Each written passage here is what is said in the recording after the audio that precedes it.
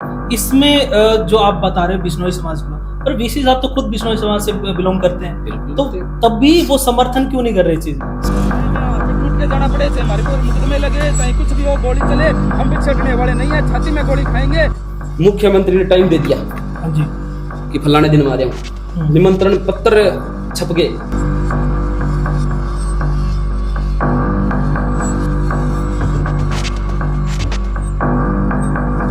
ये सिर्फ बिश्नोई समाज का तो मुद्दा है नहीं। तो यहाँ पर तो हमें एकजुट होगी, चाहे वो कोई किसी बैकग्राउंड से, किस कास्ट कल्चर से आ रहा हो, तो सभी को एकजुट होकर करना पड़ेगा। यहाँ पे पुलिस बल तैनात है, पुलिस बल ने जो आए थे यहाँ पे स्टूडेंट से, अलग अलग समाज के कुछ लोग हैं, उन लोगों को यहाँ पे पुलिस ने फिलहाल रोक दिया है। हम बातचीत करेंगे, उनसे जानेंगे। भी सेफ नहीं है।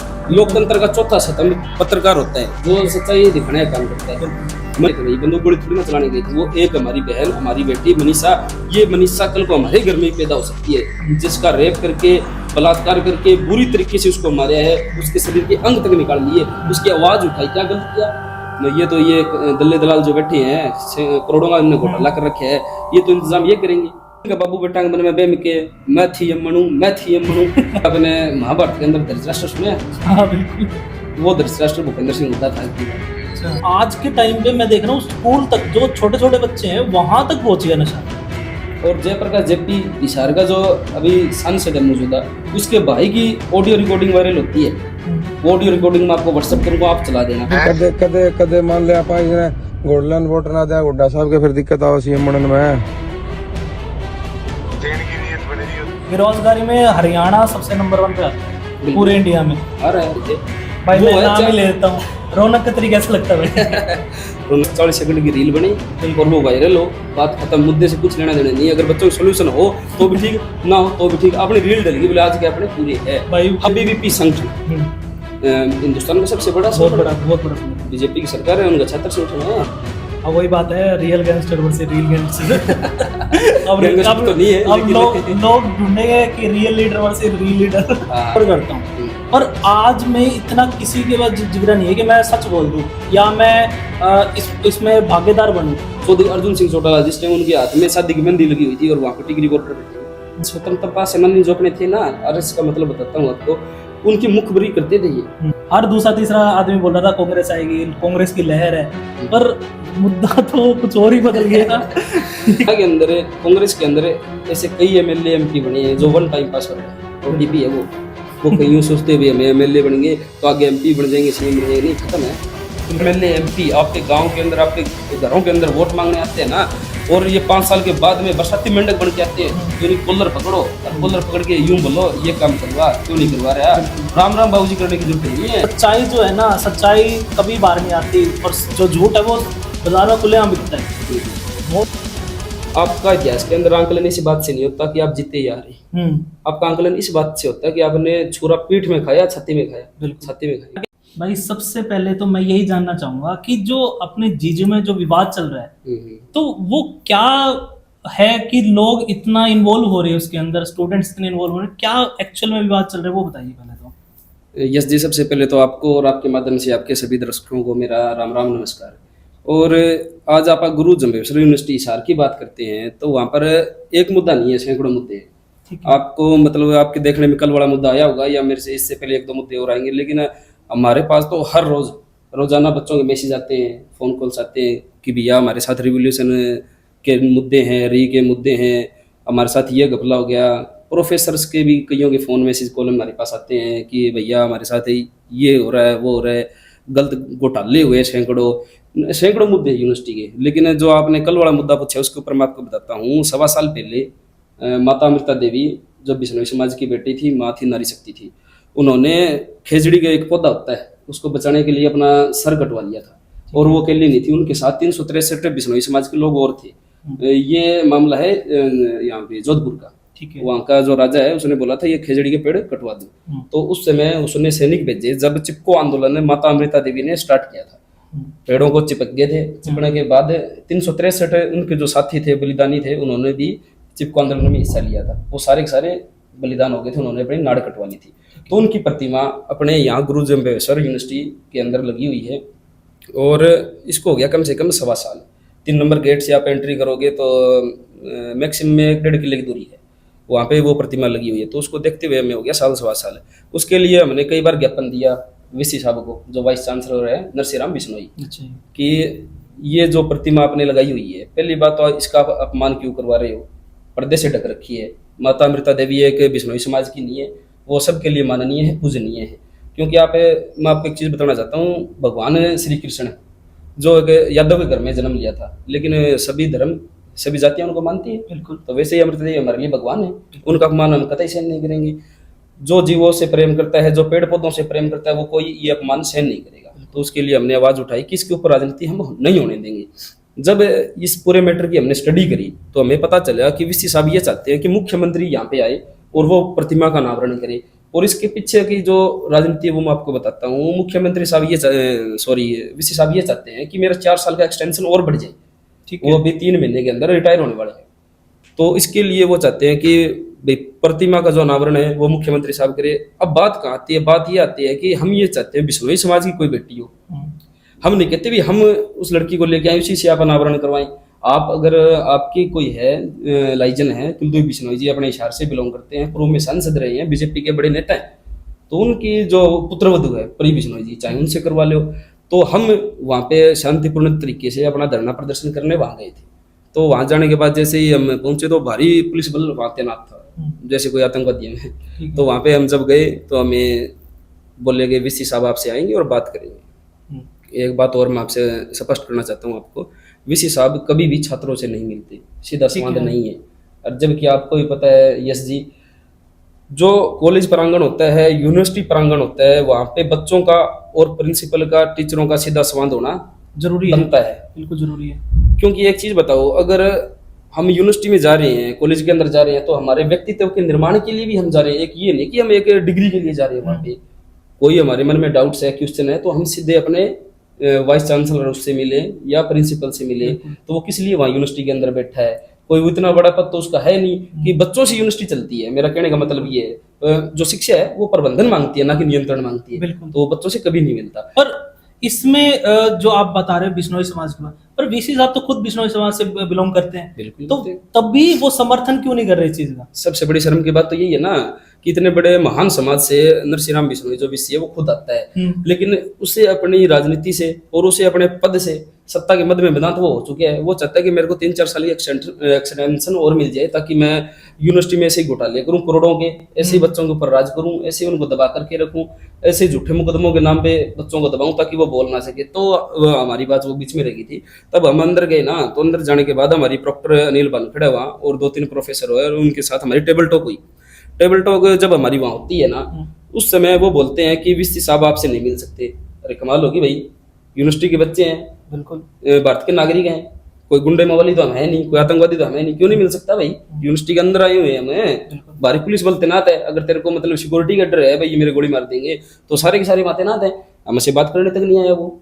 हम बोले चलो वीसी साहब नहीं आते, हम जाते हैं, हम मिलके बात करते हैं। और एक चीज और बताता हूँ, बिश्नोई समाज के लोग मेरे साथ गए थे और हमारे आईएसओ के प्रदेश के अध्यक्ष गए थे, और बिश्नोई समाज की एक बेटी हमारे साथ थी कि हम बात करने जा रहे हैं, बात करेंगे कि वीसी साहब आखिरकार प्रोपगंडा क्या है, आप क्यों नहीं करवा रहे इसका प्रतिमा का जो अनावरण है, करवा क्यों नहीं रहे? इसके लिए सब लोग हम वहां गए थे, अनावरण करने नहीं गए थे। हम एक टेबल टॉक करने गए थे वीसी साहब के साथ। आखिरकार माजरा क्या मिलते क्यों नहीं यहाँ पे, जबकि बच्चों की यूनिवर्सिटी है। तब हम वहाँ गए, हमारी गिरफ्तारियां हुई है, पुलिस वालों ने हमें गिरफ्तार किया है। गिरफ्तार करने के बाद हमें वैन में डाल करके ले गया, 3-4 घंटे में डिटेन करके वहाँ रखा गया है। ठीक है। पुलिस वाले हमारे जो बहन भाई है पुलिस प्रशासन में, तो हम घरों से लगे हुए हैं। उन्होंने हमारे साथ ऐसा कोई गलत व्यवहार नहीं किया, लेकिन वो बार बार बोल रहे थे, बोले प्रधान जी हमारी कोई गलती नहीं है, इसने लिख के एसपी को मेल करी है और उसके बाद हम आए हैं सारे के सारे। इसने बोला हमें सिक्योरिटी चाहिए यूनिवर्सिटी के अंदर, ऐसे ऐसे कुछ लोग आ रहे हैं और प्रतिमा का अनावरण करने आ रहे हैं। मैं अब आपको जो मेन पॉइंट ऑफ व्यू बताता हूँ कि बिश्नोई समाज से भरपूर हमें समर्थन मिल रहा है।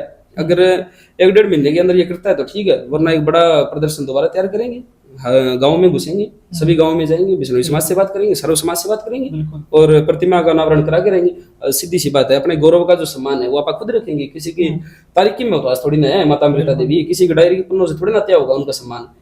कोई मुख्यमंत्री तारीख देगा भाई उस दिन मैं आऊंगा, इसमें तय थोड़ी ना होगा। एक चीज और बताता हूँ आपको, आप आश्चर्यचकित होंगे। 1-1.5 महीने पहले की बात है। अच्छा। मुख्यमंत्री ने टाइम दे दिया, हाँ जी, कि फलाने दिन आ रहा हूँ, निमंत्रण पत्र छप गए, वो आपके पास मैं व्हाट्सएप करूंगा, सारी चीजें आप डालना इसके अंदर। बिल्कुल। निमंत्रण पत्र छप गया जिसके अंदर जिला अध्यक्ष बीजेपी की, तमाम इनके पदाधिकारी और कुलदीप बिश्नोई भी जिसके अंदर मुख्य अतिथि के अंदर है, और एमएलए, एमपी, मुख्यमंत्री, नायब श्रेणी, ये सारे के सारे उसके अंदर बकायदा लिखे हुए कि ये फला तारीख को आ रहे हैं और आकर के उद्घाटन होगा। 2500 लोगों का खाना बन गया। अच्छा जी। हाँ, खड़े टाइम मुख्यमंत्री ने प्रोग्राम कैंसिल कर दिया। उसके बाद में के सैकड़ों प्रोग्राम हो गए शहर के अंदर, लेकिन मुख्यमंत्री को इसके लिए टाइम नहीं है क्या? कितनी बड़ी बेइज्जती है ये, बहुत बड़ी बेइज्जती। सर्व समाज की बेइज्जती। ये मैं एक बिश्नोई समाज की बेइज्जती नहीं मानता इसके अंदर।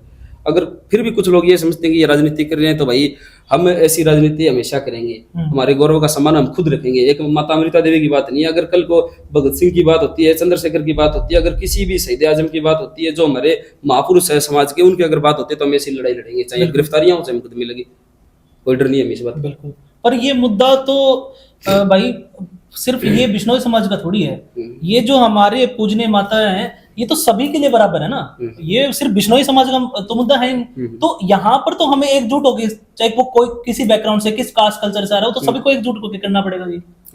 पता क्या होता है यश जी, एक बार शुरुआत करने की जरूरत होती है, बिल्कुल। बाद में मतलब सभी समाजों के हमारे पास समर्थन आ रहे हैं, डेली फोन कॉल आ रहे हैं, मैसेज आ रहे हैं हमारे पास कि भैया हम आपके साथ हैं, अगली बार आप जब भी करो दल बल के साथ आएंगे और इसको इसकी औकात दिखाने का काम करेंगे। बिल्कुल। जो ये हमारी महान विभूतियां हैं, जो वीरांगनाएं हैं, उनके ऊपर ये राजनीति करने की कोशिश कर रहे हैं, इसकी औकात दिखा देंगे वो, इसके बिश्नोई समाज के और सर्व समाज के लोग दिखाएंगे इसको, क्या बड़ी बात। बिल्कुल। अब भाई देखो, अपने ना जो कोई भी अच्छा काम कर रहा है ना, उसके साथ है ना कम है जुड़ने वाले, पर जो कोई सपोज करो कोई बेकार काम है, सट्टेबाजी है, कुछ भी है, उसके साथ तो बहुत जल्दी जुड़ जाते हैं कि भैया उसमें पैसे मिलेंगे, ये मिलेगा। पर जो अच्छा काम है ना, उसके लिए जुड़ने के लिए मतलब लोगों को सोचना पड़ रहा है, 2 बार सोचना पड़ रहा है कि मेरे को ना कि भाई ये काम करने जाऊंगा, मेरे को वहां पर जाके खड़ा होना पड़ेगा, मेरे को इनके साथ जुड़ना पड़ेगा, ये करना पड़ेगा। पर आप या ये यूथ को क्या मैसेज देना चाहोगे? यूथ को तो मैसेज भैया देखो हम डेली देते हैं, आज आपके पॉडकास्ट के माध्यम से मैं बता भी रहा हूँ, और जैसे जो मेरे अकाउंट से जुड़े हैं, सोशल मीडिया से जुड़े हैं, उन लोगों को पता भी है, चाहे समाज में कोई भी कुरीतियां हैं, ठीक है, चाहे किसी के साथ गलत हुआ हो, चाहे कोई नशा मुक्ति अभियान की बात है, चाहे कोई कॉलेज यूनिवर्सिटी के अंदर बच्चों की बात है, चाहे इसको छोड़कर चाहे कोई दलित, वनवासी, वंचित, छात्र, युवा, बेरोजगार, सबकी लड़ाई हमें बढ़ चढ़ करके लड़ते हैं, ये संगठन लड़ता है। और जो हमारा आज का युवा है, आपकी बात में 100% दम भी है कि बहुत कम बच्चे, आज ऐसे बच्चे जो अपनी हकों की आवाज उठाने के लिए आगे आते हैं। मेरे पास बहुत से फोन कॉल ऐसे आते हैं, भैया मेरे साथ ये हो गया, भैया मेरे साथ ये हो गया। जब हम जाते हैं तो वो बोलते हैं भैया हम तो नहीं आ सकते, आप करवा दो। अगर भैया आप आओगी नहीं तो हम कैसे करवाएंगे? बिल्कुल। साहिल जी, सॉरी यश जी, अगर आपकी कोई दिक्कत है, परेशानी, आप मेरे को बोलते भैया आप आगे हो जाओ, मुकदमे हम लगवा लेंगे, लड़ लेंगे, आपकी लड़ाई लड़ेंगे, कोई दिक्कत वाली बात नहीं। अगर आपको तो साथ आना पड़ेगा ना। यूथ को तो यही मैसेज है, भैया अपने हकों की आवाज बुलंद करने के लिए आप आगे आओ, वरना आज अगर आप चुप रहे ना तो आपकी आने वाली पीढ़ियां गूंगी पैदा होगी। ये मैसेज देना चाहता हूँ मैं यूथ को। बिल्कुल, और हो भी रही है अभी तो। अब जैसे चल रहा है, मुद्दा चल रहा है, पर अब जो ये मुद्दा जितना अब गर्म हो रहा है, हाईलाइट हो रहा है, तो आपके साथ कितना सपोर्ट है? अभी मैंने आपको बताया थोड़ी देर पहले ही, जैसे ये जिस दिन ये हमने किया है 23 फरवरी को, तो उसके बाद में ढेरों फोन कॉल, मैसेज पंजाब से, राजस्थान से, हरियाणा से ढेरों आ रहे हैं। खास करके बिश्नोई समाज के लोगों का समर्थन मिल रहा है और सर्व समाज के लोग भी इसके अंदर आ रहे हैं कि इसमें कोई राजनीति नहीं कर रहे बच्चे। जिस जो बात है स्पष्ट है, साफ सुथरी बात है, जो हमारी महान विभूतियां, वीरांगनाएं हैं, जो हमारे पूजनीय यार, उनके लिए तो लड़ेंगे और किसके लिए लड़ेंगे हम? तो इसका मतलब फिर हमारा जीने का अधिकार खत्म हो गया। और आप और बात मैं आपको बताता हूँ, जैसे फिलहाल की जो सत्ताधारी सरकार है, बीजेपी की सरकार है, अगर कोई आवाज उठाता भी है तो युवा जो बच्चे हैं उनको डर है इस बात का कि हमारे ऊपर मुकदमे ना लग जाए, कहीं हमारा करियर खराब ना हो जाए। इस बात में भी दम है, सच्चाई है। आज अगर कोई आप पत्रकार हो, पत्रकार भी सेफ नहीं है। लोकतंत्र का चौथा स्तंभ पत्रकार होता है, जो सच्चाई दिखाने का काम करता है। मनीषा का कांड हुआ था लोहारू के अंदर, देखिए आपने, पूरी स्टडी की होगी आपने भी, आप क्या पता कवरेज करने भी वहां गए हो। वहां पे जो पत्रकार गए हुए थे वो क्या करने गए थे भाई? बंदूक गोली थोड़ी ना चलाने गए थे। वो एक हमारी बहन, हमारी बेटी मनीषा, ये मनीषा कल को हमारे घर में पैदा हो सकती है, जिसका रेप करके, बलात्कार करके, बुरी तरीके से उसको मारा है, उसके शरीर के अंग तक निकाल लिए, उसकी आवाज उठाई, क्या गलत किया? उनके ऊपर मुकदमे लगवा दिए, जेल में डाल दिए, और प्रशासन ने उनके टॉर्चर किया, उनके साथ मारपीट की। कहाँ तक जाइए? बच्चे डरते भी हैं, और हम तो जैसे देखो भुगत भोगी हैं, हमारे ऊपर तो मुकदमे लगे भी हैं और लगवाने के लिए तैयार भी है, लेकिन सारे तैयार नहीं होते। लेकिन जो युवा देख रहे हैं, मैं उनको बताना चाहता हूँ, आप आगे आओ, हम आपके साथ खड़े, आपकी लड़ाई हम लड़ने के लिए पूरी मजबूती से तैयार है। अब जैसे अपने युवा की बात कर रहे हैं जो साथ में आ रहे हैं, अब आगे का क्या सोचा है आपने कि अगर वीसी साहब नहीं मानते या प्रशासन नहीं मानता तो आगे क्या क्या स्टेप लेने से सोच रहे हो आप?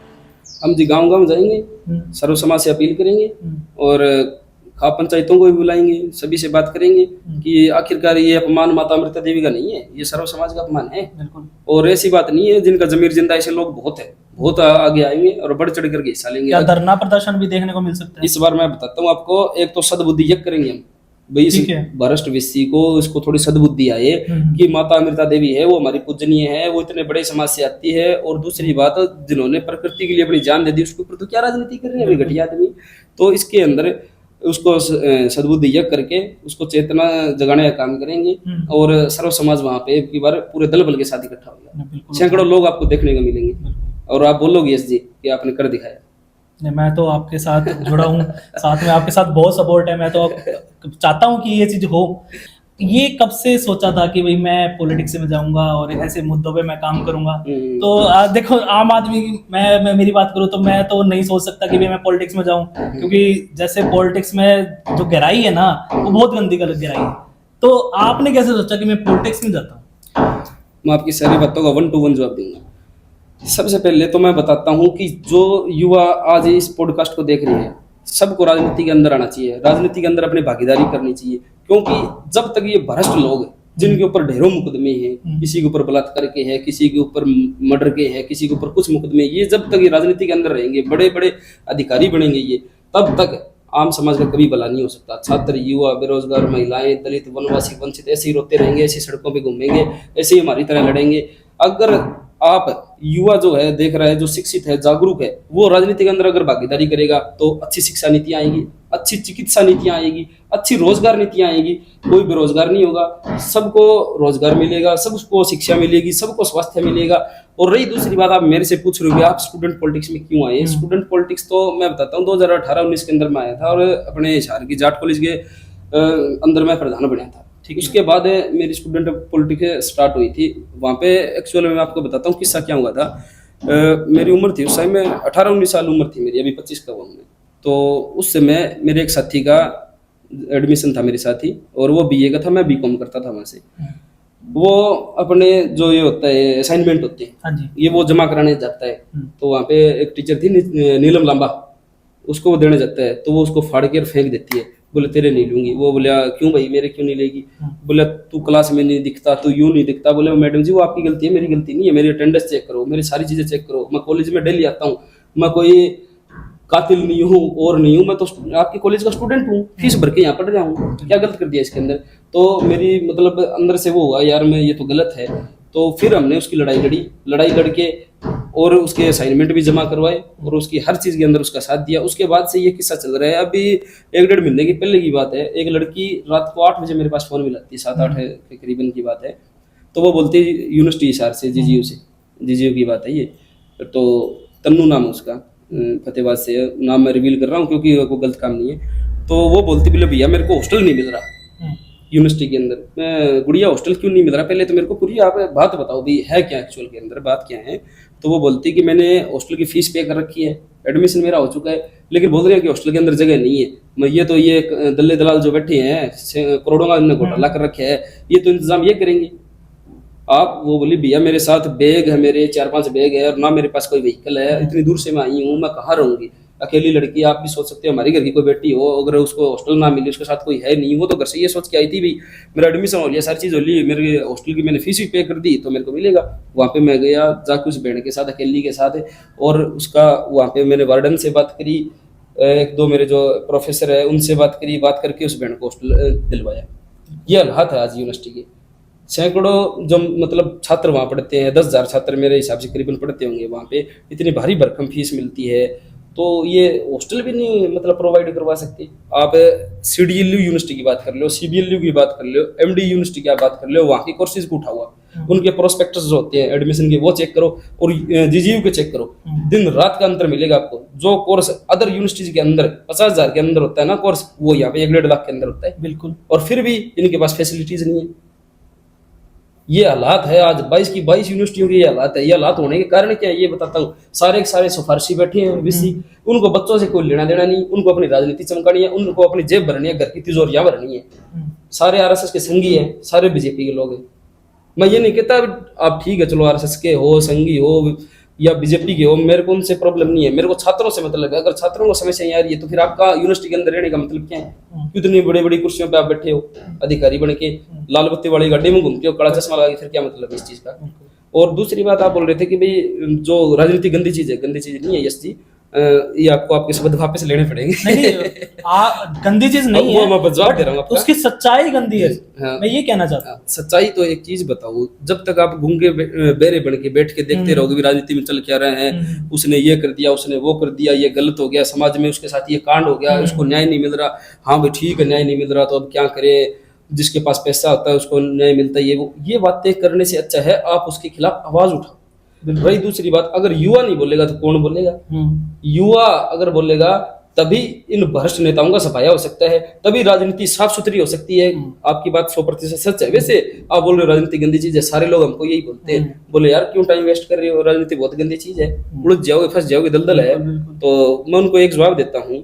कई बार जैसे आईएसओ संगठन हमारा स्टूडेंट विंग है इंडियन नेशनल लोकदल पार्टी की, तो उससे मैं डिस्ट्रिक्ट का प्रेसिडेंट हूँ। तो जब भी कोई कॉलेज यूनिवर्सिटी के अंदर मैं जाता हूँ किसी कार्यकारिणी बनाने के लिए, प्रधान बनाने के लिए, तो उनके माँ बाप भी उसमें इन्वॉल्व होते हैं। भी हमारा बच्चा राजनीति के अंदर जाए, सारे ये भी नहीं सोचते कि हमारा राजनीति के अंदर जाए, कि ये होते हैं भी हमारा बच्चा भी कुछ अगर उसके अंदर टैलेंट है, अगर उसके अंदर राजनीतिक गट्स है तो वो भी कामयाब हो। तो वो बोलते हैं कि राजनीति कीचड़ है।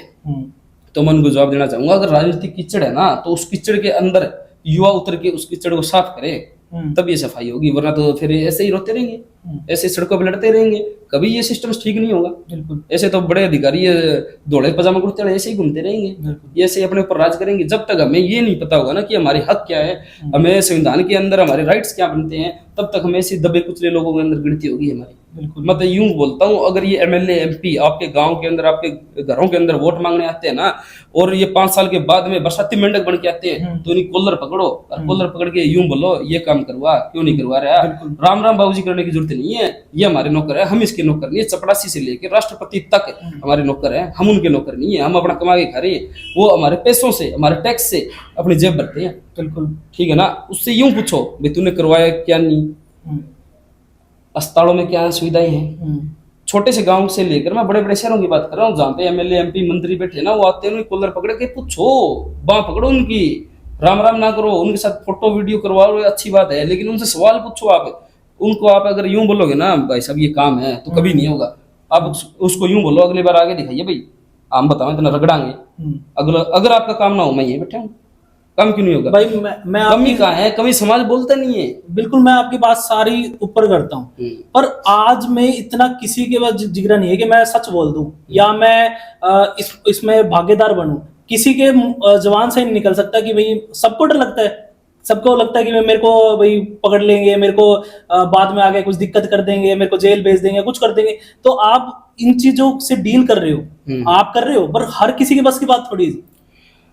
तो इसी के लिए तो हमें स्ट्रगल कर रहे हैं ना। एक्चुअली में राजनीति करने का हमारा मकसद नहीं है भाई हमें राजनीति करनी है, कोई पद के आपा मोहताज है भाई मेरे को ये पद मिल जाए पार्टी के अंदर, मैं एमएलए बन जाऊं, एमपी बन जाऊं, ये मेरा मकसद नहीं है। हमारा मकसद ये है कि युवा जागरूक हो, युवा सचेत हो, उसे अपने हकों का पता हो, उसे संविधान का पता हो कि बाबा साहिब भीमराव अम्बेडकर ने हमारे लिए जो संविधान बनाया था, इतने सालों तक लड़े थे संविधान के लिए, और जो संविधान है उसके अंदर हमारे रूल्स क्या हैं, हमारे अधिकार क्या हैं, हमारे हक क्या हैं, हम बोल सकते हैं खुल के। आर्टिकल 19 बोलता है we have the right of speech and explanation है। खुल के बोलो, खुल के लड़ो भाई। बिल्कुल सही कह रहे हो। जब तक नहीं लड़ोगे तो आपकी आने वाली पीढ़ियां भी गूंगी पैदा होगी, उनके साथ भी ऐसे अत्याचार होगा। बिल्कुल सही कह रहे हो, पर सच्चाई जो है ना, सच्चाई कभी बाहर नहीं आती, और जो झूठ है वो बाजार में खुलेआम बिकता है। बहुत आराम से झूठ बोल के कोई भी आगे निकल जाता है। बात का मेरे को आप ये बताइए, आपको डर नहीं लगता इन चीजों से? डर तो देखो जी, परिवार है, बच्चे है, सारी चीज है, घर है, तो डर तो अभी क्या बताएं, वो खून में नहीं है। वो इसे मतलब खून के अंदर जन्म ले लिया, ऐसे परिवार के अंदर जन्म ले लिया, ऐसी कौम में जन्म ले लिया। डर तो नाम की चीज ही नहीं है, खून के अंदर ही नहीं है। लेकिन फिर भी मैं बोलता हूँ एक बार जीवन मिलता है, बार बार नहीं मिलता। अगर आए तो कम से कम लोग यूं याद करें भी लड़े थे। ठीक है, ठीक है। आपका इतिहास के अंदर आंकलन इस बात से नहीं होता कि आप जीते या हारे। आपका आंकलन इस बात से होता है कि आपने छुरा पीठ में खाया, छाती में खाया। बिल्कुल। छाती में खाएंगे। बिल्कुल भाई, एफर्ट करना बहुत जरूरी है। बिल्कुल बिल्कुल नहीं करोगे, कुछ ना करने से कुछ करना, वो बहुत बड़ा पहला स्टेप यही है। आप यूं बताओ, भगत सिंह है, शहीद क्यों हुए थे? चंद्रशेखर है, शहीद क्यों हुए थे? इस बात का कारण पता है यश जी आपको? वो शहीद इस बात के लिए नहीं हुए आप अंग्रेजों के गुलाम है। वो शहीद इस बात के लिए हुए थे कि कल को आने वाला युवा, कल को आने वाली पीढ़ियां अपने हकों की लड़ाई लड़ सके, ये भ्रष्ट सिस्टम खत्म कर सके। लेकिन उनकी इतनी तक की सोच नहीं थी कि भई आप देश को आजाद करवा दें या उसके लिए वो फांसी टंगे। 23 साल की उम्र में भगत सिंह फांसी टंगे थे। आप बोल रहे थे भी डर नहीं लगता, तो उनकी माँ थी, जो उनका भी तो बच्चा था, उसके अंदर भी तो ममता थी। उनका भी तो जवाहरलाल घर से गया था। और भगत सिंह का इतना करड़ा काढ़ा था, बोले माँ मेरी जब मैं फांसी टांगू ना, तेरी आंखों में आंसू नहीं होना चाहिए। वो आइडियोलॉजी थी हमारी। बिल्कुल। उसको देख के चल रहे। बिल्कुल चल रहे। अब आपने अपने आईएसओ संगठन के बारे में बताया, आपका आईएसओ संगठन और बाकी जो और आईएसओ संगठन है उनसे अलग कैसे? आप आज हिसार के अंदर ईमानदार पत्रकार हो और आप अच्छी पत्रकारिता करते हो। आप एक चीज देखो, कोई भी यूनिवर्सिटी, कोई भी कॉलेज है, उसके अंदर आप जाओ, स्ट्रिंग ऑपरेशन चलाओ। जाओगे, धरातल पे काम करने वाला अगर आपको कोई संगठन मिलेगा तो वहां पे आपको आईएसओ संगठन मिलेगा।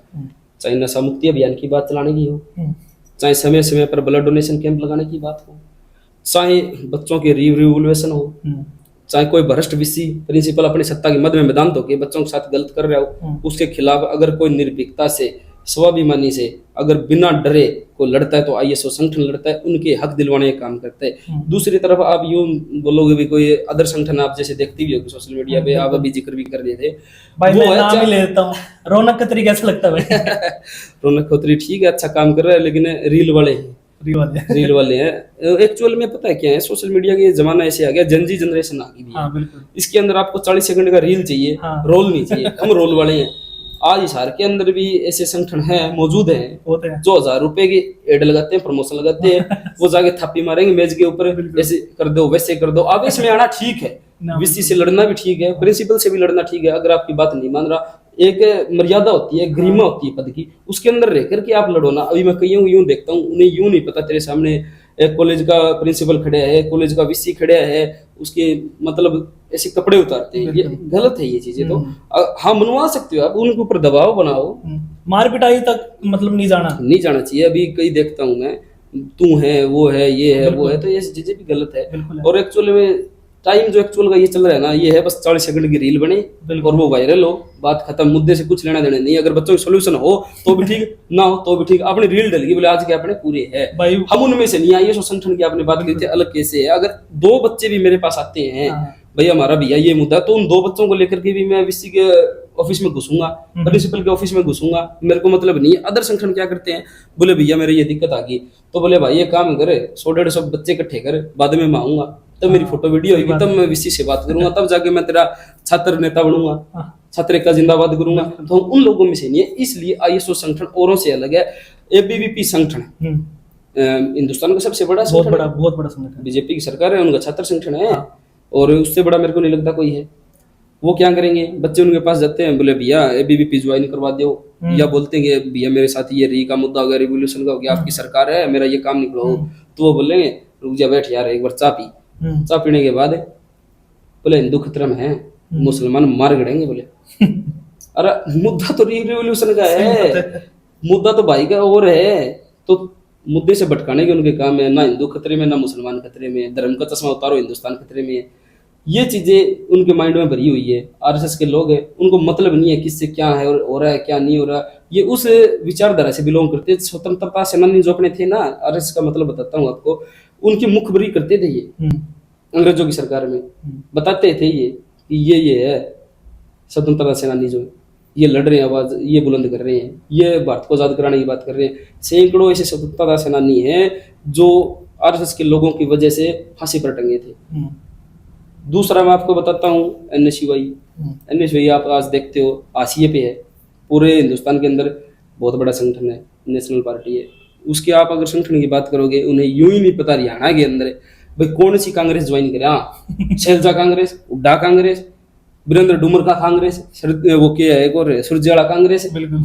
और तो उनका तो मतलब दिमाग से ही बारिश होता। आज आप ISO संगठन ज्वाइन करते हो, जिला अध्यक्ष कौन है भाई? सुखी मंगाली। प्रदेश का अध्यक्ष साहिल पसवा, फोटो लगाई, बैनर बनाया, अपना टांग दो। बिल्कुल। अरे कहीं प्रधानमंत्री ने तो प्रोग्राम करो, कोई आवाज उठानी है तो आप आगे जाके आवाज उठाओ। हमारे यहाँ ये नहीं है, तो वहां पे तो 20 जूतियों में खीर बन रही है भाई साहब। कैसी कौन सा संगठन ज्वाइन करे? ये है ISO की खासियत है। एक संगठन और रह गया झूठी जुमला पार्टी का, जो INSO संगठन, वो तो आज खत्म हो गया, अपने नाम भी ना पता क्या ना सुना हो। वो संगठन बनया था और हमारी नीलो की इकाई थी वो 2019 के अंदर जब दुष्यंत अलग हुआ तो वो हमसे उसको लेके चले गए थे INSO को। उसके बाद आज आपको कहाँ देखते उसको? आज खत्म हो गया बिल्कुल, आसिफ चला गया। और जब क्या ISO संगठन 2019 में बना है भाई साहब, आज 6-7 साल हुए हैं और नंबर 1 संगठन है पूरे हरियाणा का। यही कारण है, रील वाले नहीं है, रोल वाले हैं। बिल्कुल। अब वही बात है, real gangster versus reel gangster. अब तो नहीं है, अब लोग ढूंढेंगे कि real leader versus reel leader. हाँ, तो ये कमियां, चलो वो अपना अपना स्टाइल होता है राजनीति करने का भी, जो भी है भाई। मैं काफिले में चलूं, मैं बड़ी बड़ी गाड़ियों में चलूं और मैं रील वाला बनूं, मैं थापी मारूं, तो वो अपना अपना मेज पे वो तो अपना अपना। भाई आपका बताओ क्या प्लान है नेक्स्ट CM? नहीं ऐसा कुछ नहीं है। मैंने अभी आपको बताया ना तो हमें पद का मुंह ना, मैं यूं भी हमारी इतनी छोटी दौड़ अभी अब MLA तक सीमित है। ठीक है। अभी हरियाणा के अंदर कांग्रेस के अंदर ऐसे कई MLA MP बने हैं जो 1 टाइम पासवर्ड है, OTP है वो कहीं यूं सोचते भी हमें MLA बन गए तो आगे MP बन जाएंगे, CM बन जाएंगे। नहीं, खत्म है बिल्कुल। 5 साल के अंदर खत्म है, 1 टाइम है भाई। ये मैं तो आपको कहूंगा, आपको भी ये सोच बदलनी चाहिए। अगर युवा इतना अच्छा काम कर रहा है ना, तो आगे सोचना चाहिए कि मैं आगे जाऊं।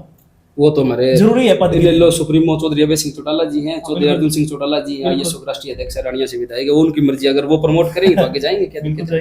अगर अपने अंदर कोई टैलेंट है, गट्स है, तो आगे निकलेंगे। इनेलो का अपना जो इनेलो है, उनका मैनिफेस्टो क्या है?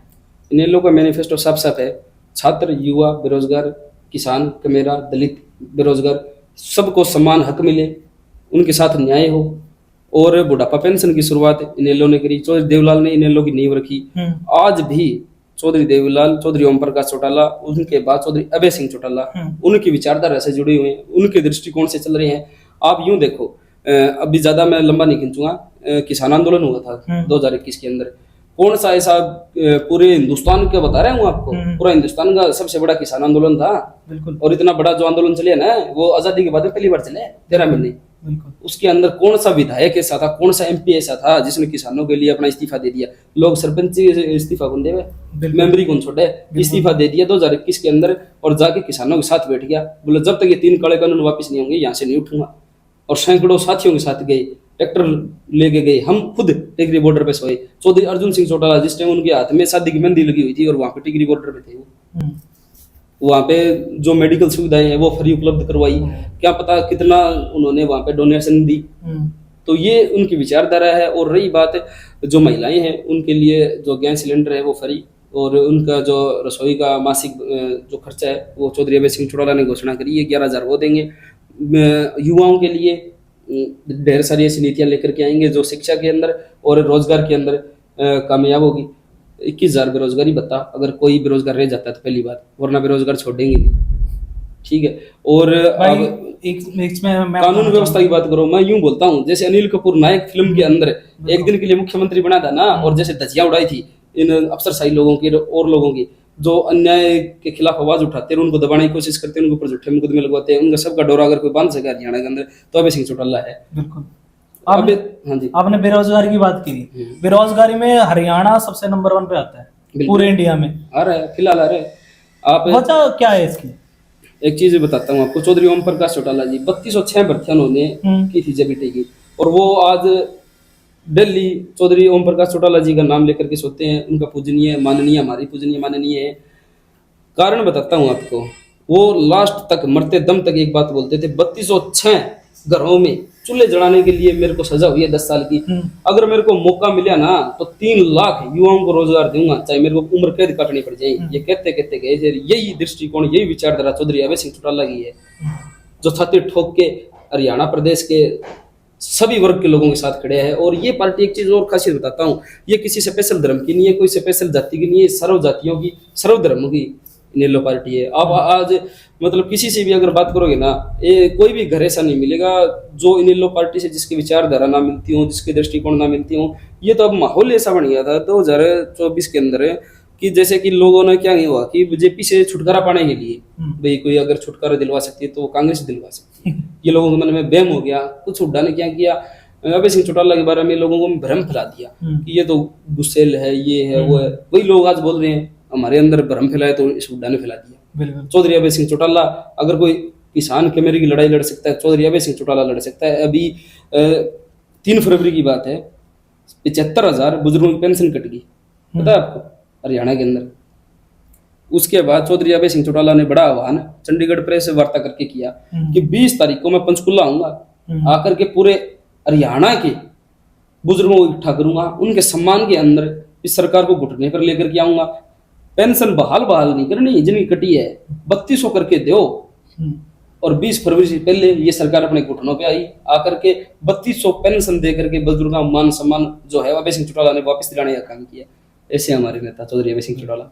अब आपने कांग्रेस की बात करी, हाँ जी। 2024 में कांग्रेस की लगभग नाना करते करते हर दूसरा तीसरा आदमी बोल रहा था कांग्रेस आएगी, कांग्रेस की लहर है, पर मुद्दा तो कुछ और ही बदल गया। क्या था? तो एक आपने महाभारत के अंदर धृतराष्ट्र सुना? हाँ बिल्कुल। वो धृतराष्ट्र भूपेंद्र सिंह हुड्डा था की बार। अच्छा। हरियाणा प्रदेश के किसानों ने इस पे विश्वास जताया कि अगर कोई बीजेपी से छुटकारा दिलवा सकता है तो कांग्रेस दिलवा सकती है। इनका बाबू बेटा के मन में बेम के मैं थी मनू उसके चक्कर में क्या किया, कोई भी अगर इसी कोठी पे जाता, रोहतक जाता, चंडीगढ़ जाता, दिल्ली जाता, जैसे कोई चल गया भाई 10 आदमी लेके, बोले भाई इतना एमएलए बनाऊंगा, उसके बाद में उसी के हल्के का, उसी के गांव का चल गया, तेरे को एमपी बनाऊंगा मैं, तुम ही फार्म भर दियो। और आ गया, बोले तुम ही फार्म भर दे, क्या दिक्कत है, तेरे को ही बनाऊंगा, तेरे को मैं फलाना डिपार्टमेंट दूंगा, तेरे को मैं मंत्री बनाऊंगा। ऐसे कर करके हरियाणा की 90 विधानसभा के अंदर ऐसे कैंडिडेट उतार दिए जिनको कोई जानता ही नहीं, जिताऊ कैंडिडेट थे उनको टिकट नहीं दी। आपको मैं 2 उदाहरण दूंगा, अगर कोई दर्शक है वो यूं सोचे भी ये झूठ बोल रहे हैं। उचाणा के अंदर वीरेंद्र डुमरखा है, सारे जानते हैं, मुख्यमंत्री का दावेदार है। उसके बेटे ब्रजेंद्र सिंह को टिकट मतलब मिली। वहां के उसके कंपीट के अंदर 3 निर्दलीय कैंडिडेट ऐसे खड़े करे जो 60,000 वोट लेके चले गए, मात्र 32 वोटों से आ रहा। ऐसा इलेक्शन इसने हरियाणा के अंदर बना दिया। रही दूसरी बात, अंबाला से चित्रा सरवारा जो निर्दलीय खड़ी हुई, उसको टिकट कट दी इसकी कांग्रेस से, निर्दलीय खड़ी होकर के 3,000 वोटों से आ रही है सिर्फ। ऐसे सैकड़ों उदाहरण है मेरे पास। बरवाड़ा के अंदर रामनिवास घोडेला को टिकट मिली, और जयप्रकाश जेपी हिसार का जो अभी सांसद है मौजूदा, उसके भाई की ऑडियो रिकॉर्डिंग वायरल होती है। ऑडियो रिकॉर्डिंग में आपको व्हाट्सएप करूंगा, आप चला देना। कदे मान ले आप इसने घोड़लन वोट ना दिया हुड्डा साहब के, फिर दिक्कत आओ सीएम बनने में। देने की नीयत बन रही हो तो बता दे। नीयत को नहीं, कदे दोनों पास उलझ रहा सौदा है। ऐसा है, सुन ले बात है। हाँ सुनाओ। इससे जो गई वो बाप वो बनेगा जो कदे जाटा की बारी तो आंदी नहीं, वो ना वो तारी जाटा की बारी आंदी नहीं, कमा रहेंगे टिकट जाए गिरेगी आगे। यह बात तो फिक्स हो जाएगी। देखोगे तारा देखोगे, तारा भविष्य देखोगे, यह बात तो फिक्स हो जाएगी सीट तो। चलो बतलावा फिर करा सलाह। उड्डा था मैंने बताने को नहीं आता, उड्डा खड़ा गया था 10,000 आदमी ने जाके जाटा ने विरोध किया, फिर टिकट दे दी। उड्डा ने तारा भविष्य देख लिया गए। चलो कोई नहीं, बतलावा फिर करा संजना का जुगाड़ की में। संजना कर दो जुगाड़ लेके वहाँ का कलायत में तो ठीक होगा अपने विकास का, पूरा तो क्लियर है। चलो अच्छी बात है। पूरे थोड़ा तक होने 30,000 से जीता। चलो अच्छी बात, ठीक है विधायक। संजना कर दो जुगाड़ लेके। ठीक है विधायक जी, करा कोशिश। हाँ नुकसान फैलोगे क्यों, चक्कर बड़ा हो कोट जहाँ पड़ जाएंगे। ठीक है ठीक है ठीक है ठीक है विधायक। उसके अंदर वो साफ साफ एक बात बोलता है, बोले गया जाटा की सरकार गदे गुण बने, ठीक है ये कुम्हारे बोले एक बार सीट लेके जाओगे, और इबकड़न है बोला जाट कैंडिडेट है, उसका वोट डाल दो आप बरवाड़ा में। और वो बोल रहे हैं बोले जी, बोले हुड्डा साहब बोले मुख्यमंत्री बनाना है, बोले हुड्डा तो क्या करना है था ना, मरने देनी हुड्डा ने, बोले ये रिकॉर्डिंग है मैं आपके पास भेजूंगा। ये इनकी आपस का संगठन है, कांग्रेस संगठन का बात बता रहा हूँ मैं। ये इनके हालात है, मौजूदा हालात जो है। 31 विधायक के जो कैंडिडेट थे उन्होंने प्रेस वार्ता करी इलेक्शन हारने के बाद। उन्होंने साफ साफ बोला कि हमारे हारने का कारण ये है धृतराष्ट्र रूपी जो भूपेंद्र सिंह हुड्डा बैठे हैं। बातों में उन्होंने बोला कि श्री वेणुगोपाल और मल्लिकार्जुन खड़गे से मिलेंगे और उनको बताएंगे कि हरियाणा में कांग्रेस की सरकार 24 के अंदर क्यों नहीं बनी। इनके खुद के संगठन के नेताओं का ये हाल है। अभी पिछले दिनों की बात मैं आपको बताता हूँ, कांग्रेस भवन के अंदर इनका प्रोग्राम था और उस प्रोग्राम के अंदर ग्रामीण जिला अध्यक्ष है ब्रजलाल बेबलपुरिया करके, वो माइक संभालने लग गया। माइक के ऊपर छीना झपटी होती है, जूता पजारी पूरी, ये इनके प्रोटोकॉल है, ये इनकी मैनेजमेंट है। उस स्टेज के ऊपर पता है कौन बैठा? भूपेंद्र सिंह हुड्डा का बेटा, मौके का सांसद दीपेंद्र सिंह हुड्डा, जेपी जो ये सांसद है हिसार का, 3 MLA जो नहीं कांग्रेस के वो बैठे। उनकी मौजूदगी में ये हालात है कांग्रेस की। इनका संगठन ही नहीं है। क्या क्या बातें कर रही है? सरकार बनाएंगे, सरकार ऐसी थोड़ी ना बनती है। अपना संगठन तो मजबूत करो। और रही बात, मैं आपको और बताता हूँ, कांग्रेस के अंदर अभी थोड़े दिन पहले और एक प्रोग्राम हुआ था, उसकी फोटो वीडियो हमारे पास आई थी। मौके का सांसद है हिसार का, 3 MLA इनके हिसार के अंदर, टोटल गिनती के 22 आदमी इनके, और फोटो डाल रखी इनने प्रदर्शन की, धरना प्रदर्शन की। ये हालात है। आज मैं अगर कॉलेज में जाता हूँ ना, किसी कॉलेज में घुसता हूँ, कोई प्रोटेस्ट है और 100-150 बच्चे तो मेरे साथ ही है। ये हालात है मौजूदा MLA MPओं की, इनके कांग्रेस की। ये क्या आवाज उठाएंगे विपक्ष की? विपक्ष खत्म कर दिया इनने। अगर विपक्ष के अंदर आज कोई है तो मात्र इंडियन नेशनल लोकदल है। चाहे कोई बिजली के रेट बढ़े हो, बुढ़ापा पेंशन कटी हो, या जो किसानों के पीछे फसलें खराब हुई थी, उनकी आवाज उठाने की बात है। पूरा हरियाणा के जिला मुख्यालयों के ऊपर जाकर के इंडियन नेशनल लोकदल के नेताओं ने, कार्यकर्ताओं ने ज्ञापन सौंपे और सरकार को घुटने में लेने का काम किया। विपक्ष की लड़ाई लड़ी। हमारे 2 MLA हैं विधानसभा के अंदर मात्र, लेकिन शेर की तरह दौड़ते हैं। आप अगर विधानसभा का सेशन देखोगे ना, और सारे सोते हैं वहां पे जाके, और हमारे सिर्फ 2 विधायक है, शेर की तरह दौड़ते हैं वहां पे। और शाम को आते हैं, अपनी उबासी लेते हुए बाहर आते हैं, घर चले जाते हैं, MLA हॉस्टल में जाके सो जाते हैं आराम से। उन्हें कोई मतलब नहीं है। ड्रेसिंग कोड बना के आते हैं, भी तू आज लीला पहन लिए कोट है, मैं भी लीला पहन के आऊंगा। 5-6 विधायक तो ऐसे बना रखे हैं। और रही बात चौधरी अर्जुन सिंह चौटाला जी है, हर रोज युवाओं के, छात्रों के मुद्दे विधानसभा के अंदर उठाते हैं। बाकायदा उनकी रिकॉर्डिंग काट के देखना। कोई भी अगर MLA, उसके अंदर 37 MLA है कांग्रेस के आज हरियाणा के अंदर, इतना मजबूत विपक्ष मेरे हिसाब से तो आज तक बना नहीं। कोई आवाज नहीं उठाता, ना किसानों को उठाते, ना कमेरों को उठाते, ना युवाओं को उठाते। नशा इतने मेजर प्रॉब्लम आज हरियाणा के अंदर बन रहे हैं। पहले उड़ता पंजाब बोलते थे, आज हरियाणा उड़ता हो गया और कोई नहीं बोलता। और जब बोलने लगते हैं, हमारे अर्जुन चौटाला जी बोलते हैं, अपने डब्बावाड़ी से विधायक आदित्य देवलाल जी वो बोलते हैं, तो वो खड़े हुए कांग्रेस के विधायक बोलते हैं थानू की सानू की।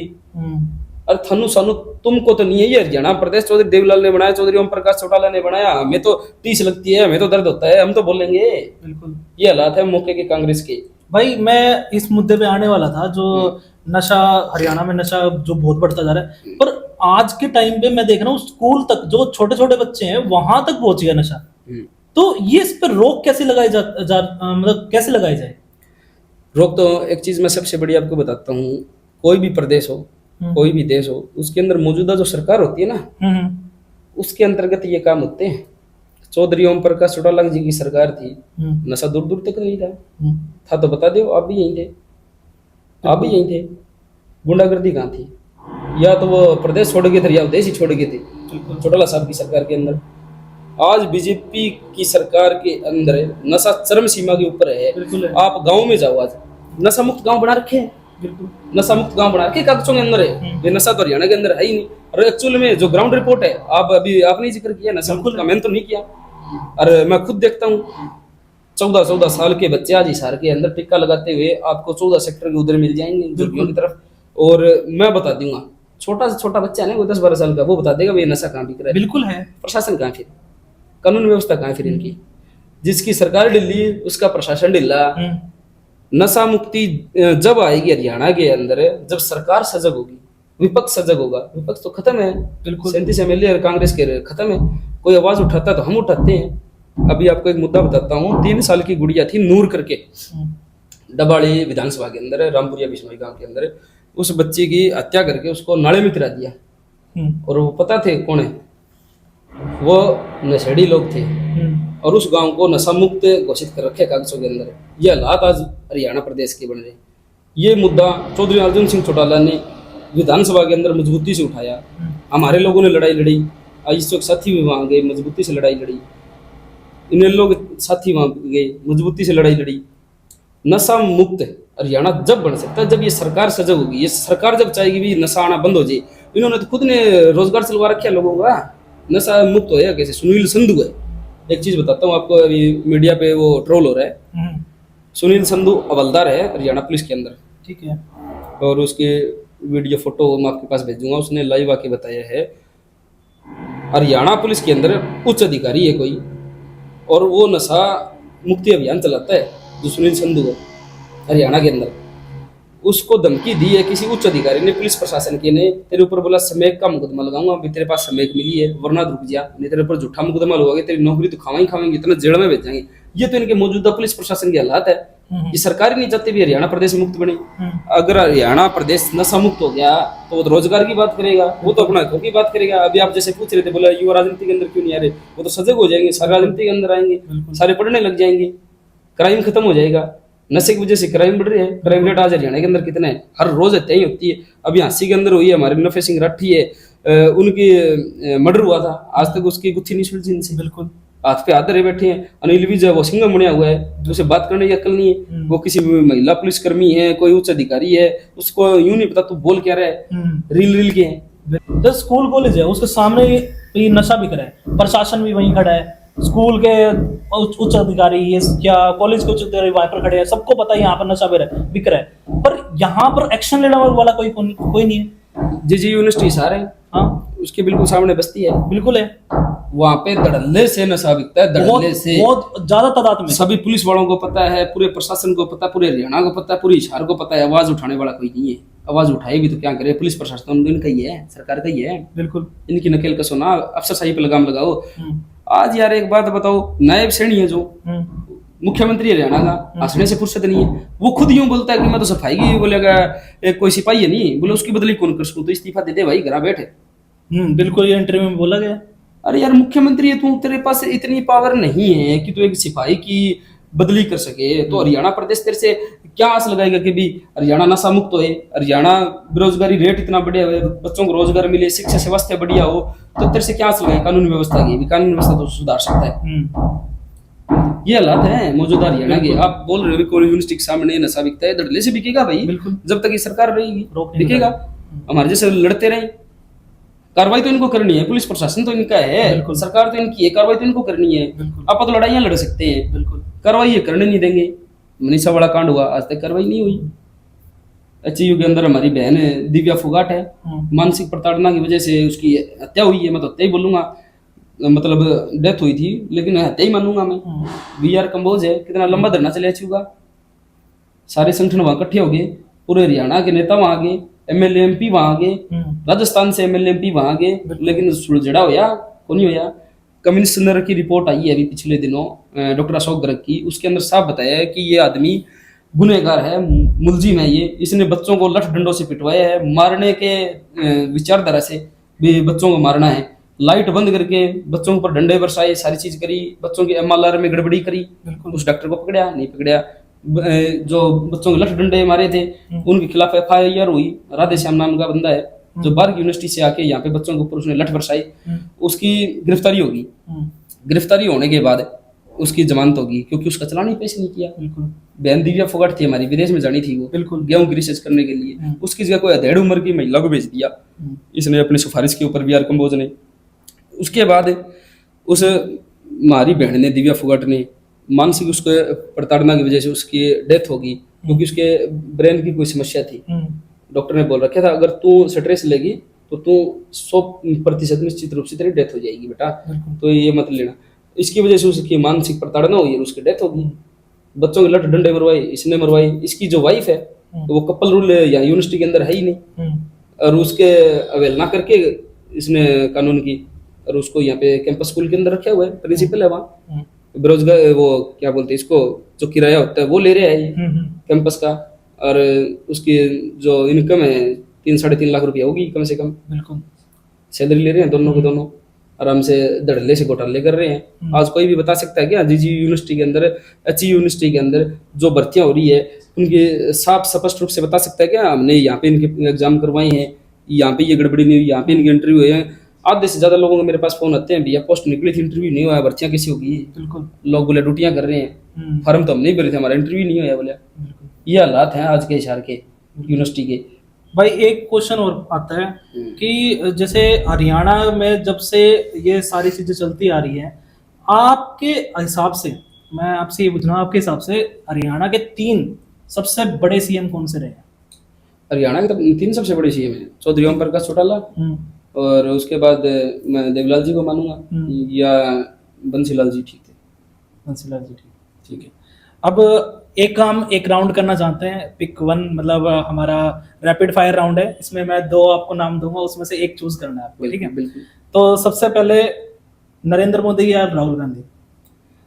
दोनों डमी है सच्चाई बताऊं तो। मोदी को हिंदू मुस्लिम से फिर फुर्सत नहीं है, राहुल गांधी को एजेंडा ही नहीं पता भी राजनीति किस चीज पे होती है। अरविंद केजरीवाल या योगी आदित्यनाथ?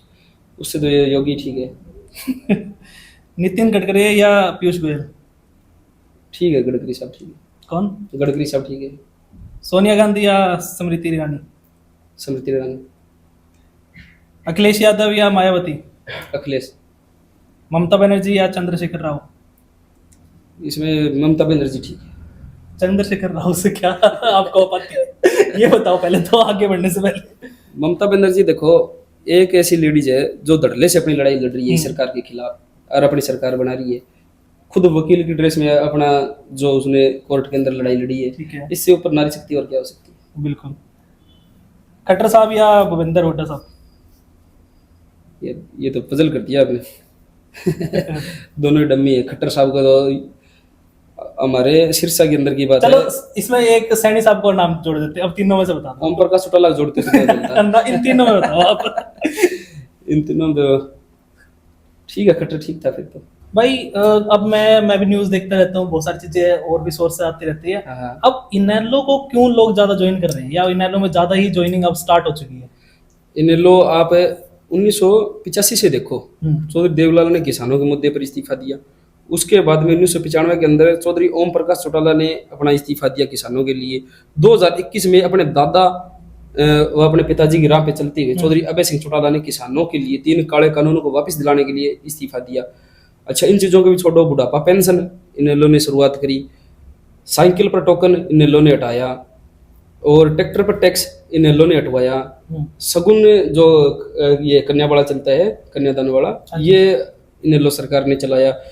IMT बावल, IMT मानेसर, ये इनेलो सरकार में हुआ। हरियाणा प्रदेश किसने बनाया? इनेलो ने बनाया।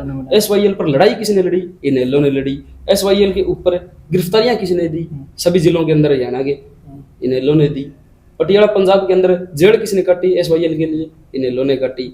सैकड़ों मुद्दे ऐसे हैं, शाम मेरे को हो जाएगी, रात आपको हो जाएगी इनेलो से जुड़ने के लिए। अब का जो मौका के जो हालात है, इनेलो से लोग, आप बोल रहे हो भाई कौन ज्यादा ज्वाइनिंग कर रहे हैं या इनेलो से लोग क्यों जुड़े? साफ बेबाक चौधरी अभय सिंह चौटाला से ऊपर आज हरियाणा में कोई लीडर नहीं है, मास लीडर। मैं उससे ऊपर कोई नहीं मानता। मेरी आइडियोलॉजी चौधरी अभय सिंह चौटाला की है। एक चीज बताओ, जब पूरा विपक्ष हरियाणा विधानसभा के अंदर बैठता था, एक अकेला शेर चौधरी अभय सिंह चौटाला दौड़ता था और सारों को मौन करता था, ऐसे ऐसे मुद्दों के ऊपर लड़ता था, खुल के लड़ता था। इनकी तरह नहीं है, आए बैठे उबासीली और चल पड़े। इनेलो को लोग ज्वाइन क्यों कर रहे हैं? इसका कारण ये है, भूपेंद्र सिंह हुड्डा धृतराष्ट्र का लोगों को सच्चाई का पता चल गया, तो ये कुछ नहीं, झूठा आदमी है, अपने घर भरने के लिए ये कर रहा है। सरकार में क्यों नहीं बनी पता है आपको?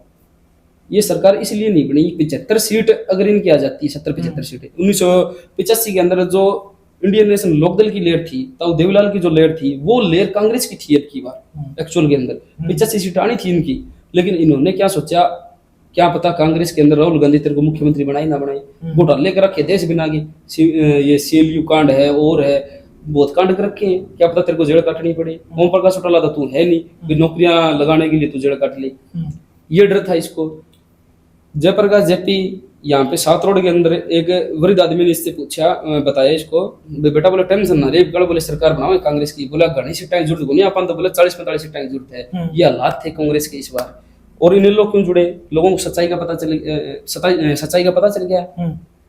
हरियाणा प्रदेश के लोगों को आज सच्चाई का पता चल चुका है। धड़ल्ले से लोग ज्वाइनिंग कर रहे हैं। प्रोफेसर संपत सिंह जी 6 बार के विधायक, पूर्व के गृह मंत्री, पूर्व के वित्त मंत्री जिन्होंने इन लोगों के अंदर अपनी घर वापसी करी, वासुदेव शर्मा जी पूर्व मंत्री जिन्होंने घर वापसी करी है, सैकड़ों एमएलए ऐसे हैं जो हर रोज ज्वाइनिंग कर रहे हैं। जिला पार्षद, सरपंच, ब्लॉक समिति चेयरमैन, मेंबर, इनकी तो गिनती नहीं है, हर रोज जो ज्वाइनिंग हो रही है। अभी तो धड़ाका और उठने वाला है, 2-3 साल पड़े हैं, आप देखना 2029 के अंदर निश्चित रूप से इंडियन नेशनल लोकदल की सरकार बनने जा रही है। जैसे दुष्यंत बात करें तो सबसे कम उम्र का एमपी बने, सबसे कम उम्र का भारत में एमपी बना, वो भी दुष्यंत चौटाला। तो आज का क्या स्टैंडिंग है उनकी? आज स्टैंडिंग आप बताओ, आप पत्रकार हो, ईमानदार, लोग गांव में नहीं घुसने देते। दूर दूर तो नहीं दिखते मेरे को। गांव में नहीं घुसने देते दुष्यंत को। आज लोगों को ये पता चल गया। उसके अंदर क्या है कि लोगों ने ये देखा था कि ये दुष्यंत एक कम उम्र का लड़का है, काम करेगा, बहुत आगे तक जाएगा। देवीलाल की जो छवि है वो दुष्यंत के अंदर देखी भी, उसका पोता है, उसका खून है ये। लेकिन उसने क्या किया, अपने चाचा अभय सिंह चौटाला की पीठ में छुरा घूमया, अपने दादा की पीठ में छुरा घूमया। जब चौधरी ओम प्रकाश चौटाला जी जेल के अंदर थे, इनके पिताजी जेल के अंदर थे, चौधरी अभय सिंह चौटाला जी ने यह सोचा कि मेरे बेटे को, करण को, अर्जुन को कामयाब ना करके मैं अपने भाई के बेटे को कामयाब करूं, दुष्यंत दिग्विजय को आगे लेकर के आऊं, कि मेरे भाई के मन में कभी ये ना हो कि मैं तो जेल के अंदर था और मेरे बेटे को घर बैठा दिया। उनको यहाँ से एमपी बनवाया, पूरी अपनी ताकत लगा दी, और उसी आदमी ने पीठ में छुरा घूमने का काम किया। 2018 के अंदर गुहाना रैली के अंदर झूठे नारे जब चौधरी अभय सिंह चौटाला के लिए लगवाई, और इनका पूरा गिरोह था किस प्रकार से अलग होना है, क्या करना है, ये सारा परिप्लान था इनका। और लोगों को ये पता चल गया। किसान आंदोलन के अंदर इसने इस्तीफा नहीं दिया, बोलता कि ये कानून बनेंगे जो किसानों के काले कानून बने थे 3, बोला ये वापस नहीं होते कानून कभी। और ये बोला था जो लोग यहाँ पे बैठे हैं धरना कर रहे हैं ये किसान नहीं है। तो मैं इससे पूछना चाहूंगा, तेरे दादा ने इस्तीफा दिया था 1985 के अंदर, क्या बात हो किसान नहीं थे? 1995 के अंदर चौधरी ओम प्रकाश चौटाला जी ने इस्तीफा दिया। 2021 के अंदर चौधरी अभय सिंह चौटाला जी ने किसानों के लिए इस्तीफा दिया। इसी वजह से लोगों ने आज उसको किनारे कर दिया, उसको घर बैठा दिया। लोगों की आस थी उससे, बहुत बड़ी आस थी, तो ये लड़का कुछ ना कुछ करेगा। वो बीजेपी की जोड़े में जाके बैठा, और लास्ट में क्या किया, बीजेपी ने भी उसको धक्का मार के बाहर निकाला। आज कहाँ है, बिल्कुल खत्म हो गए, जीरो है, कोई नाम नहीं लेता, दुष्यंत का नाम नहीं लेना, बचे नहीं गांव में। ये हालात आज दुष्यंत के। भाई अब वापस अपने मुद्दे पे थोड़ा सा और बात कर लेते हैं। अब जैसे आपने बताया कि भाई सैकड़ों मुद्दे हैं, एक मुद्दा नहीं है, ये तो थोड़ा मुद्दा हाईलाइट हो रहा है तब बात की जा रही है, सैकड़ों मुद्दे हैं। अब बीच में 1-2 मुद्दे और चल रहे थे छोटे मोटे, जो कभी एक किसी लड़के ने गाड़ी लेके चला गया था, वो बाहर रोक लिया था, क्या मुद्दा था सर उसका? वो तो देखो, अब ये वीसी है ना जो हरियाणा के 22 की 22 यूनिवर्सिटी के अंदर, ये संघ विचारधारा के बैठे हैं। ये शिक्षा के ऊपर नियंत्रण करना चाहते हैं, जबकि शिक्षा क्या है, प्रबंधन मांगती है। वीसी प्रिंसिपल किस लिए होते हैं, भी मैनेजमेंट रखो आप, बच्चों का और आपका सीधा संवाद होना चाहिए, बच्चे आपसे सहमत होने चाहिए, आप बच्चों से सहमत होना चाहिए। ये क्या करेगा भाई, मैं तो काले चश्मे लगा के मेरी गाड़ी के अंदर और यूनिवर्सिटी के अंदर जाऊंगा और मेरे ऑफिस के आगे गाड़ी रुकेगी, और बच्चों की गाड़ियां बाहर रहेगी। क्यों भाई, बच्चे फीस दे रहे हैं, बच्चे पढ़ रहे हैं यूनिवर्सिटी के अंदर, गाड़ियां बाहर क्यों रहेगी? बच्चों की गाड़ी अंदर जाएगी। एक बात बताओ, फीस भरते हैं बच्चे, आउटसाइडर्स की गाड़ी रोको आप, उनसे मेरे को तकलीफ नहीं है भी, उनके व्हीकल बाहर रहने चाहिए, कोई मतलब इलीगल गतिविधियां ना कर दी यूनिवर्सिटी के अंदर। ये ठीक है, मैं सिक्योर मानता हूँ, सिक्योर करनी चाहिए यूनिवर्सिटी को। जो यूनिवर्सिटी के अंदर बच्चे पढ़ रहे हैं, जिनका एडमिशन है, जिनके पास आई कार्ड है जीजीयू की, उनको अंदर क्यों नहीं घुसने दिया जा रहा भाई? सबसे पहले अगर तू चाहता है भी गाड़ियां ना घुसे, तो तेरी गाड़ी बंद कर और यूनिवर्सिटी को व्हीकल फ्री यूनिवर्सिटी बना दे। बड़ा आंदोलन करेंगे इसके लिए भी भाई। इसमें जो मुद्दा था ना, तो इसमें बताया गया था कि भाई हमारी गाड़ी नहीं लेके जा रहे, तो यहाँ पर फ्री में रिक्शा चला दो, कि भाई यहाँ से गेट से उठाएंगे बच्चों को, अपने डिपार्टमेंट तक छोड़ के आएंगे, फ्री ये कर दो। फिर कहाँ है रिक्शा? ई रिक्शा की बात चली थी, ई रिक्शा हम लगाएंगे, कहाँ है ई रिक्शा? ई रिक्शा देखने के लिए नहीं है, 3-4 ई रिक्शा से कुछ नहीं होगा वहां पे। एक बात बताओ, TB7 है इसके यूनिवर्सिटी के अंदर, अगर वहां से किसी छात्र को 3 नंबर गेट पे आना है और 4 ई रिक्शा है, एक आदि टूसी की तरफ है, SC की तरफ है, एक आदि विसी ऑफिस की तरफ खड़ी है रिक्शा, और एक रिक्शा TB7 से लेकर इधर आ रही है। सपोज करो आप उसके अंदर 3-4 बैठते होंगे, मेरे को लग रहा है वो 3-4 इधर आ गए, बच्चे तो सैकड़ों हैं। वो रिक्शा के लिए शाम तक वेट करेंगे, फिर घर ही ना जाओ, फिर तो सुबह 11 बजे से लेकर शाम तक वेट करो, रिक्शा कब आई? बिल्कुल, ये कुछ नहीं है, बहानेबाजी है, पैसे घपले घोटाले, ये नहीं काम है, अपनी जेब भरने से इनको फुर्सत है। ये रिक्शा लगवानी तो कम से कम 20 लगवानी पड़ेगी। बच्चों के साधन जाने दो, अंदर क्या दिक्कत है भाई? बच्चों की यूनिवर्सिटी है, ये एक अकेली यूनिवर्सिटी थोड़ी है। पंजाब यूनिवर्सिटी देख लो, चंडीगढ़ यूनिवर्सिटी देख लो, जयपुर यूनिवर्सिटी देख लो, डीयू देख लो, बच्चों के साथ अंदर जाते हैं, क्या बात है भाई, ये कोई हरियाणा या मैप से अलग थोड़ी नई यूनिवर्सिटी है। अब थोड़ा सा भाई के पर्सनल बारे में बात कर लेते हैं। भाई कहाँ से बिलोंग करते हैं, कौन से गांव से बिलोंग करते हैं, क्या पास रहा है स्कूल में, कॉलेज, सब चीज़ें में रहते हैं। भाई सबसे पहले तो यही जानना चाहूँगा, कौन से गांव से आते हो? मेरा गांव है जी हरियाणा का सबसे बड़ा गांव है, मतलब जो पंचायत होती है उनके अंदर 5 पंचायत है मेरे गांव की, मंगाड़ी गांव है और 5 सरपंच बनते हैं मेरे गांव के अंदर। और मेरा नाम सुखविंदर है एक्चुअल में, और सुखविंदर नायक पूरा नाम है मेरा। अनुसूचित जाति से आता हूँ मैं, और मेरे पापा वकील थे सियाराम, वो भी नेल्लो में जुड़े हुए थे, और उनकी 2011 के अंदर डेथ हो गई थी। और कुछ पर्सनल स्कूलिंग बताऊँ, स्कूलिंग मेरी 10वीं तक यहाँ हुई है, लीडिंग एंजल पब्लिक स्कूल है केमी रोड पे, और +2 मेरी हुई है पटेल नगर से गवर्नमेंट स्कूल से। उसके बाद बीकॉम मेरी हुई है जाट कॉलेज से, उसके बाद मैंने एमए करी है इग्नू से, अब मैं एलएलबी कर रहा हूँ। ठीक है भाई, पूरा प्लान बना के बैठे एलएलबी कर रहे हैं तो सारी चीज पता भी होनी चाहिए। भाई स्कूल में पढ़ाई में कैसे थे? स्कूल में ठीक था, अच्छा था। राजनीति में तो बहुत लेट आया हूँ, कॉलेज में एंट्री हुई ना उसके बाद मैं राजनीति में घुस गया, वरना पहले घर वालों को ये लग रहा था भाई अकाउंटेंट बनेगा, सीए की तैयारी करे। घर वाले तो उम्मीद लगा के बैठे थे कि अकाउंटेंट में जाएगा, सीए बनेगा, अच्छे पैसे कमा के लाएगा, बट करियर स्विच बिल्कुल ही कर दिया। वो परमात्मा को मंजूर होता है, जैसे भी अपनी लाइन में डले, आप सोच के डेली पता नहीं क्या सोच के सोते हैं, सुबह कुछ होता है। बिल्कुल। हाँ, स्कूलिंग मेरी अच्छी रही है। 10वीं में मेरे 82% नंबर थे, +2 में मेरे कॉमर्स के अंदर 75% नंबर। ठीक है, उस टाइम में ठीक थे, अच्छे थे। ठीक है, अब आगे का क्या प्लान है? आगे क्या सोचा है कि भाई आगे मैं क्या करना चाहता हूँ? आगे तो देखो आने वाले 5-10 साल में समाज की लड़ाई लड़ रहे हैं। अगर मैंने बताया था आपको, चौधरी अभय सिंह चौटाला, चौधरी अर्जुन सिंह चौटाला, वो आगे प्रमोट करी तो आगे जाएंगे। पद की लालसा है नहीं, काम कर रहे हैं, और जो आदमी सच्ची नीयत से काम करता है प्रकृति उसका साथ देती है। बिल्कुल। तो हमने इस पॉडकास्ट में बहुत सारी चीज़ें जानी, और अभी बहुत सारी चीज़ें रह भी गई हैं, बहुत सारी चीज़ें हमने बात करी ही नहीं है। तो ये हमने अभी फर्स्ट एपिसोड निकाला है, अब आने वाले टाइम में एक और एपिसोड निकालेंगे जिसमें हम बहुत सारी और मुद्दे पे बात करेंगे। अभी तो थोड़ा सा आपको हाइप दी है हमने, तो मैं इस पॉडकास्ट को यहीं एंड करना चाहूँगा। मैं धन्यवाद करना चाहूँगा भाई का कि हमारे साथ जुड़ने का और हमें टाइम देने का बहुत बहुत धन्यवाद। और इतनी अच्छी अच्छी चीज़ें बताई गई है जो एक्चुअल में यूथ को नहीं बताती, एक्चुअल में नहीं बताती, तो आपने बताई है। और कुछ मुद्दे जो रह गए हैं उसके बारे में आगे बात करेंगे। तो मैं थैंक यू करना चाहूँगा भाई। आप इशारे कर, मैं इशारे का, आप हमारे पारिवारिक हो, घर के हो, कभी बुलाओ, आपके लिए 24 आवर्स मिल रहा हूँ। बिल्कुल। और आपके सभी दर्शकों का धन्यवाद, और आपका बहुत बहुत धन्यवाद।